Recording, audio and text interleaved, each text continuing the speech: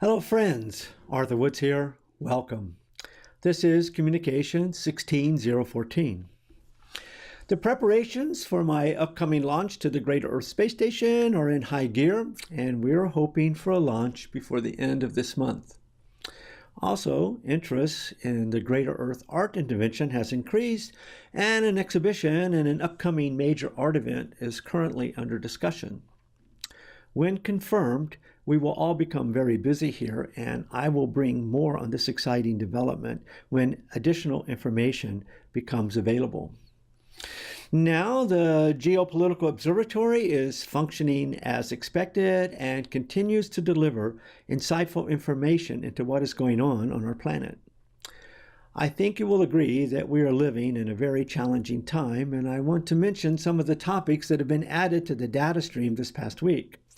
Unfortunately, most of the items that our satellite has collected are unfortunately negative. Indeed, as I mentioned in my last communication, humanity seems to be approaching a space age versus a stone age moment in its history. I call it our cosmic choice. If one believes that other technological civilizations have appeared throughout the cosmos, then they too must have faced a similar choice that confronts humanity at this particular moment. Did they use their technology and knowledge to extend their civilization beyond their home planet in order to perpetuate their species? Or did they misuse it and let their civilization and their future be destroyed? Behind me, you can see some of the recent headlines that the Geopolitical Observatory has picked up these past few days. Now, I'm not going to comment on these specifically. However, you can read them yourself by going to the Geopolitical Observatory page under Interventions on the Greater.Earth website. Links to all of these articles are also included in the show notes. Indeed, as I mentioned earlier, a World War III would be an unrecoverable catastrophe for our civilization. From the perspective of Greater-Earth, it might look like this.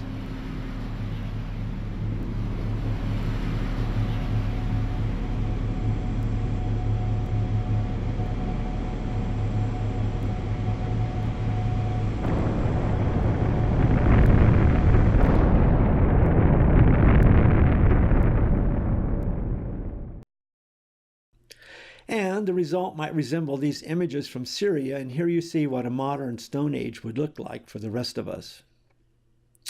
However, as I also mentioned, that most of the positive data that our Geopolitical Observatory is picking up has to do with developments related to space, and actually there was some very interesting good news this past week. For the first time in history, a new nation state is being created. Not on Earth, but in the region of Greater-Earth. It is called Asgardia, the space nation. It is being founded with the mission of expanding the peaceful exploration of space for the benefit of humanity. Anyone can join Asgardia, and it gets its name from a city in the sky that was found in Norse mythology. Asgardia is the prototype of a free and unrestricted society which holds knowledge, intelligence, and science at its core, along with the recognition of the ultimate value of each human life. According to their press release, ultimately, the hope of the organizers is to embark on a mission to mine asteroids and to defend Earth from dangerous meteorites, space debris, and other cosmic threats. Their goal is to democratize space. Well, next year is the 50th anniversary of the 1967 Outer Space Treaty, a treaty that was conceived and ratified in the Cold War era.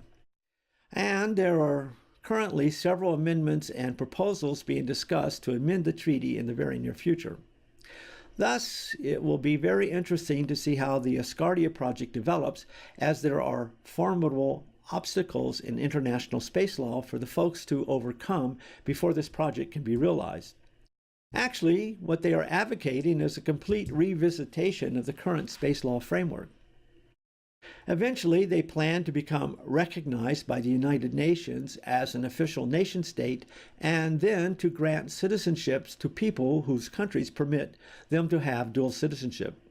They also plan to launch their first satellite, no, not a space station, but a preliminary satellite in 2017. Well, I will be looking forward to that, and I hope to be able to track it from my vantage point in Greater.Earth. And I also hope to send them an official welcome when I arrive on the Greater.Earth space station. Surely I will be reporting on this very exciting project in upcoming communications. It was launched on October 12th, and already over 350,000 people have signed up. So what does this tell us? Well, in the meantime, if you haven't read it yet, and if you want to join Asgardia, I suggest that you read my article, A Space Age on Earth. It might help you to qualify and to eventually decide. You can find it under the Information tab on the Greater.Earth website. Friends, it looks like the time has come for humanity to make its cosmic choice. So, will it be a space age or will it be a stone age? What will we choose? Thank you for watching. This has been Communication 16014. Arthur Woods. Goodbye for now.